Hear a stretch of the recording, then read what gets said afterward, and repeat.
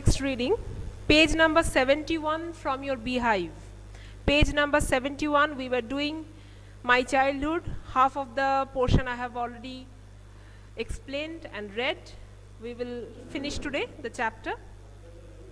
So everyone come to page number 17. We will be starting 71. We will be starting from point number 7, paragraph number 7. So in the last paragraph, what happened? One incident happened regarding the religious discrimination.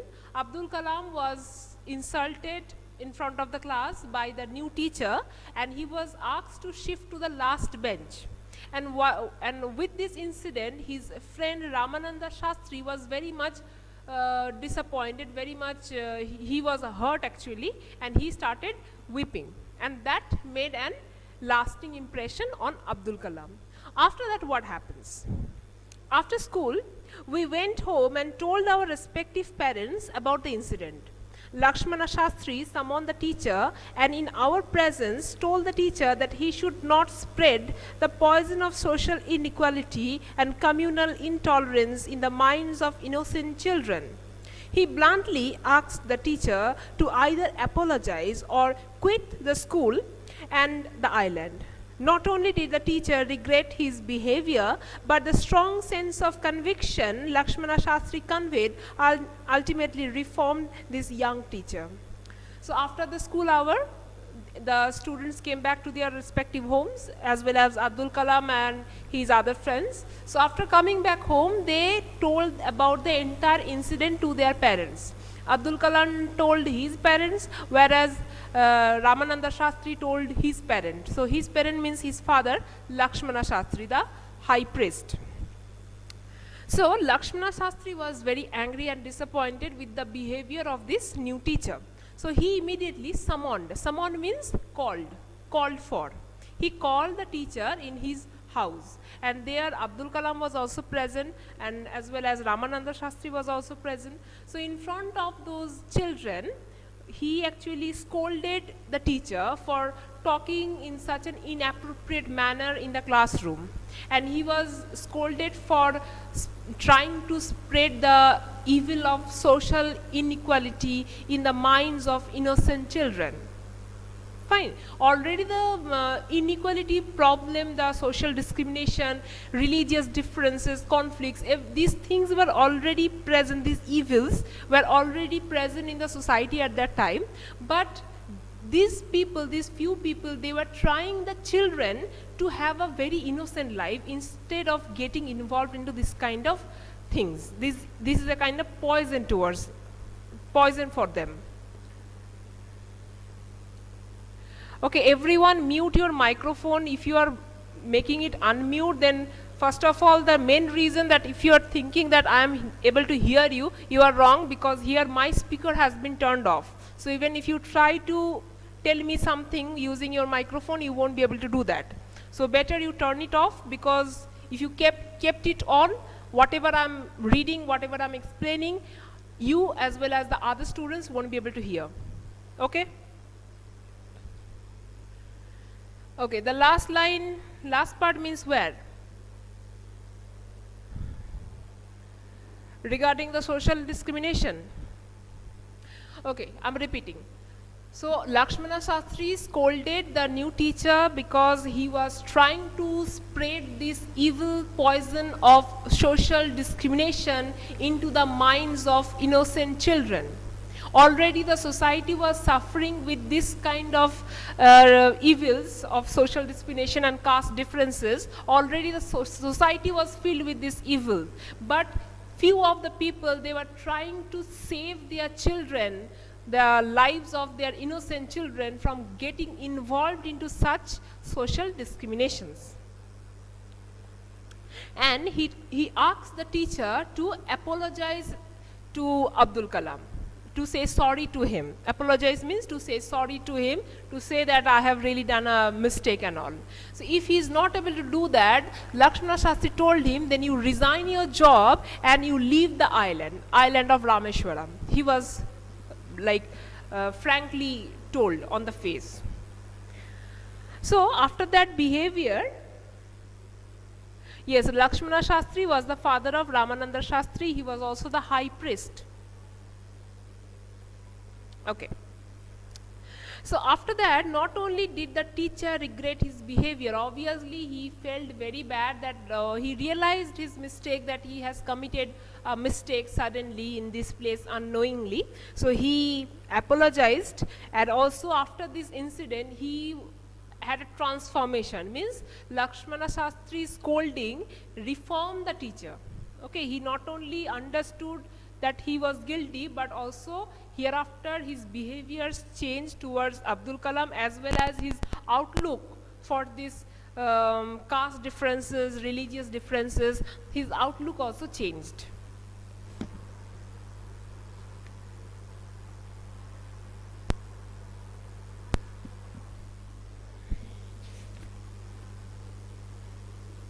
Bluntly means like frankly, like straightforward. He just told him to apologize without means without telling him any directly or indirectly. Okay, he just told him frankly that you have to apologize, otherwise you leave your job, you do the resignation, because you are not allowed to stay in this island anymore if you don't apologize.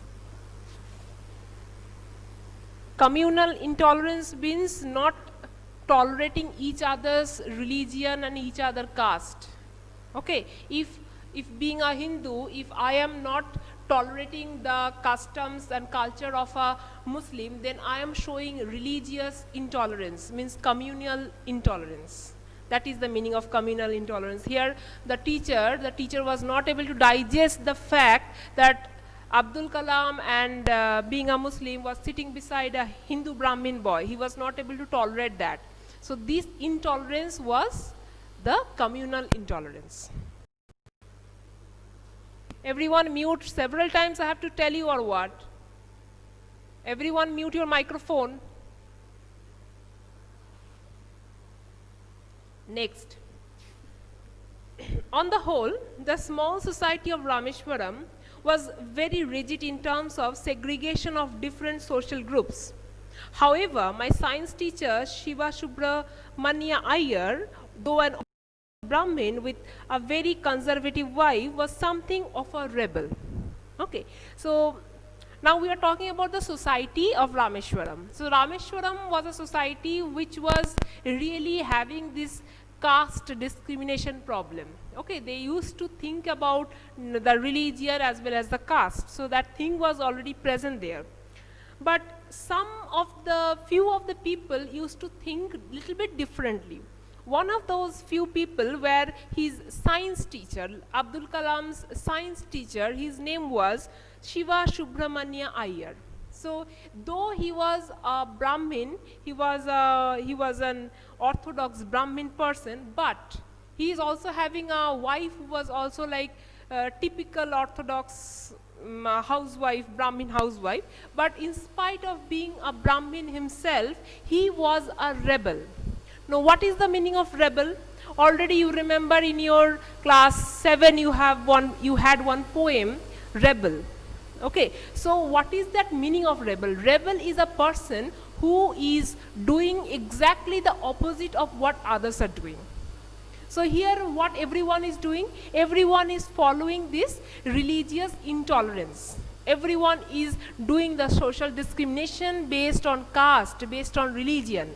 But here in this society, this Shiva Subramaniam Iyer, he was standing as a rebel because he was not following what others were doing. He was going to the opposite side.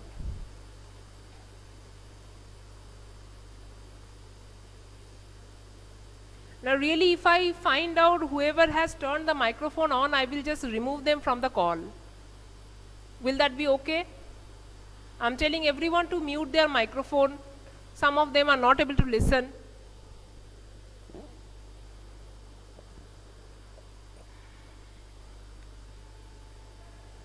Okay. So, he did his best to break the social barriers so that people from varying backgrounds could mingle easily. He used to spend hours with me and would say, Kalam, I want you to develop so that you are on par with the highly educated people of the big cities. So this teacher, this science teacher, used to break these social barriers related to caste and religion. He wanted to break that. He wanted people to mingle with each other, to mix up freely with each other. Instead of thinking that I can't mix with that person because he's of a different caste or religion. So this thing he wanted to break. And he often used to tell Abdul Kalam that you need to go for higher education, you need to study like more, you have to become a big person. Only if you are able to become a big person, then you will be able to go to the big cities and you will have a wider scope for life. Because Rameshwaram is a small town. Okay, he was constantly advising Abdul Kalam to think big, to think of a bigger thing, bigger world, bigger education. Fine. One day he invited me to his home for a meal. You do one thing, if anyone is not muting themselves, you people take the responsibility and mute that person. Okay. Par. Where is the par?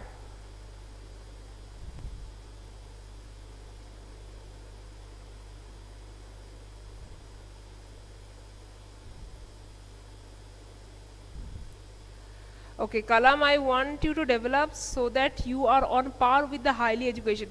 Par means having a kind of means living together like shoulder to shoulder, like walking together with the same equals, like with the same standard or with the same status.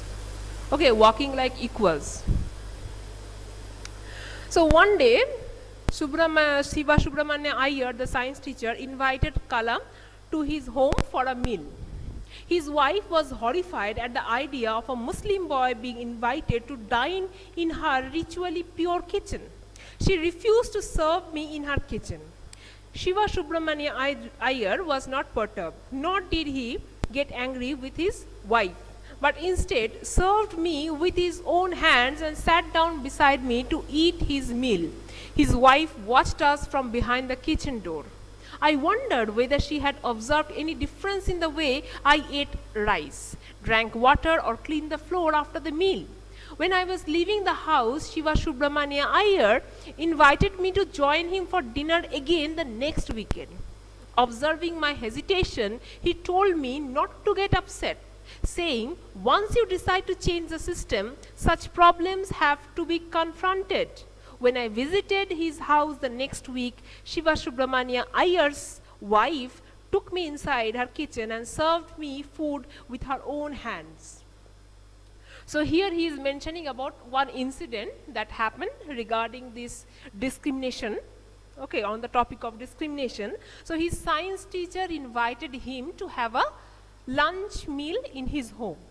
So when Abdul Kalam reached his home, his wife, Shiva Subramaniam Iyer's wife, okay, she was a very typical Orthodox Brahmin's wife. So she was very strict about her cultural rules and regulation.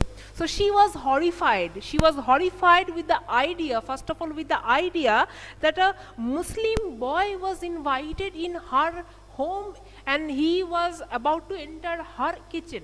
So that idea horrified her, that how it is possible, how can I let this happen? She was horrified with the idea. So definitely she did not allow him to enter the kitchen. She said, okay, fine, you are not supposed to enter the kitchen, sit outside the kitchen. Okay, that was her behavior. But this behavior did not make Shiva Subramaniam Iyer any kind of angry or disappointed or upset, because he knew this will happen, because he knew how his wife was. He knew the nature of his wife and he was a rebel. He knew exactly why he brought Abdul Kalam to his home. He wanted to break the system. He wanted to break the social system of this discrimination. Therefore, he was very cool. He was very cool-minded. What he did, his wife behaved in such a way.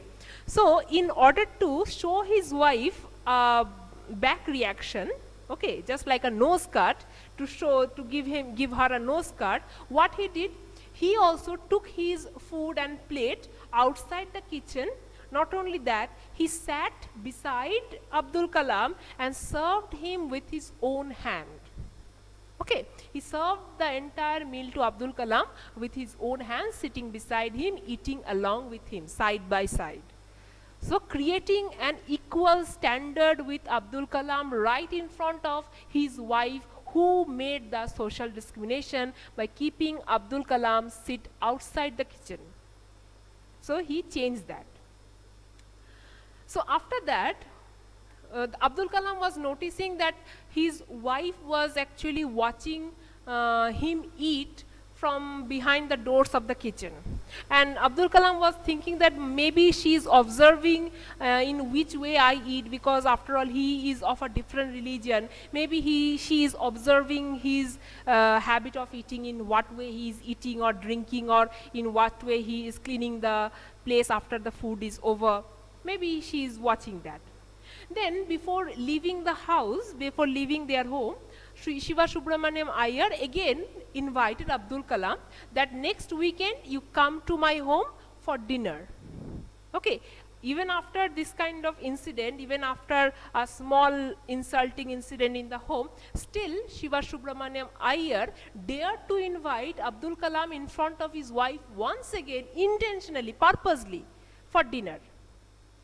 And Abdul Kalam hesitated. He was feeling uncomfortable. Already he faced, already he is able to know that his wife is not comfortable to welcome him in the home like that. She is obviously showing her reaction, and Abdul Kalam is not able to feel comfortable. But the teacher insisted that you have to come. If we are planning to break the system, if we are planning to bring a change in the system, then these kind of small problems will be coming. And if these problems are coming, we are supposed to solve the problem instead of escaping the problem. So he said, even me, if my wife is behaving bad, you will come. You will come here repeatedly. One day she will change, she will understand. And the same thing happened. The next time when he came for dinner, this time there was a change in the wife's attitude. She allowed him, not only she allowed him to eat inside her kitchen, but she also served him the food with her own hand. So one change happened in Shiva Subramaniam Iyer's wife's behavior. So he was, in some part, he was successful in bringing a change, a small change, but still he was able to bring that change. Perturbed means getting disturbed, getting angry, upset, okay, getting bothered. The Second World War was over and India's freedom was imminent. Indians will build their own India, declared Gandhiji. The whole country was filled with an unprecedented optimism. I asked my father for permission to leave Rameshwaram and study at the district headquarters in Ramanathapuram.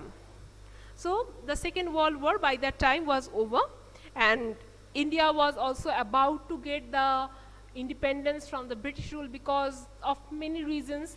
The most primary reason was that India was too much intolerant about the British. Already so much of revolt, so much of revolutions was happening all over India. So that already disturbed the British to rule in India any further.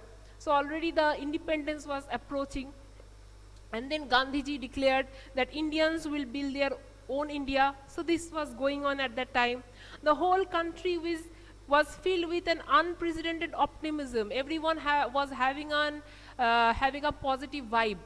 Okay, the entire country was filled with a positive vibe. The World War II has ended. India is going to be free. Gandhiji is telling speeches like this, that we will make our own India. So the entire country was filled with positive vibes. I asked my father for permission to leave Rameshwaram and study at the district headquarters in Ramanathapuram. So at that time, Abdul Kalam made a wish to his father. He said that he wanted to go for higher education, and for that higher education he had to leave Rameshwaram and he will be doing his higher studies in Ramanathapuram. Okay, he just presented his ideas, he just presented his thought, his wish to the father. He told me as if thinking loud. So now what was his father's reply to such an idea or such an wish? His father thought for some time and then he spoke aloud. Abdul, I know you have to go away to grow. It is very practical for a person. If you have to grow, you have to go away. You have to go far from your home. Then only you will grow. Does the seagull not fly across the sun along and without a nest? Like, he immediately compared every human's life, even Abdul Kalam's life, with the life of a seagull. Seagull is a seabird, okay, a bird who lives nearby the sea. The white colored bird living nearby the sea, feeding on fish. That is a seagull. So he is telling that the seagulls also, they also fly. They also fly across the ocean towards the sun, and they don't think about their home. They just simply don't care about their nest, because they are growing, they have to grow, they have to experience lot of things. Okay, and that is the life. He quoted Khalil Gibran, to my hesitant mother. So while father was completely okay with his higher education in Ramanathapuram outside Rameshwaram, but for the mother, for his mother, it was little bit hesitation moment, because obviously all the mothers, they won't be able to let go of their children easily away. So here Abdul Kalam's mother was also feeling kind of buts and like but kind of thing, that how can I send my child away from Rameshwaram? Some kind of hesitation was happening. So in order to clear her hesitation, Abdul Kalam's father told him a quotation of Khalil Gibran. Khalil Gibran. So who was he? He was a Lebanese American philosopher, poet, as well as artist. He was a famous poet. So he said, your children, he used to tell, your children are not your children. They are the sons and daughters of life's longing for itself. They came through you, but not from you. You give them your love, but not your thoughts, for they have their own thoughts. So this is the line, a very famous line of Gibran. So he is trying to say, he is trying to tell everyone, and here Abdul Kalam's father is trying to explain to the mother that your son and daughter, your sons and daughters are not your children. Apparently you may think they are all my children, but in reality they are not your children, because you are just a medium. The parents are just a medium for these lives to come on earth. They are just the medium through which we come to earth. But we are not actually their children. We are the children of life. Okay, if there is a divine power, if there is a God, we are a children of that God. And God is that life, the life of the entire world. So God has sent each and every one, created each and every one with a purpose of their own life. And that they need to fulfill. Being parents, everyone can shower their love.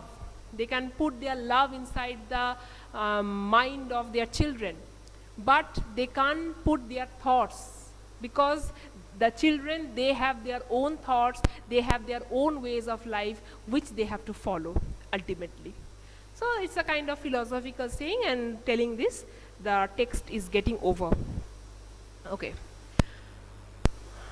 Imminent means which is inevitable, which cannot be avoided, which is very clearly visible.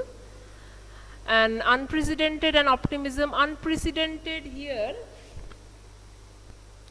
unprecedented means like kind of lot, like overpowering. Okay.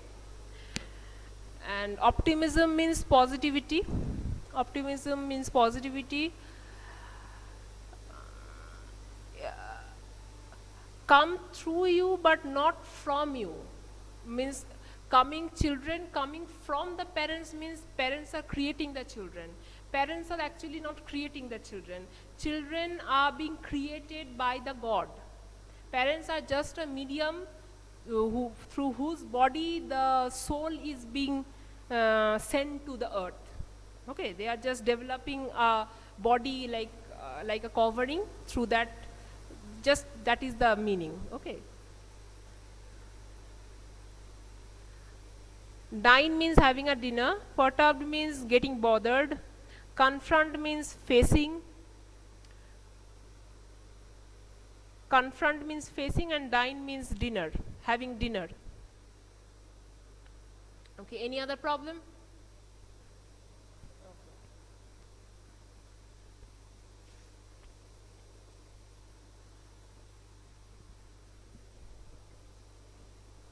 Okay, so the text is clear to you all, I hope.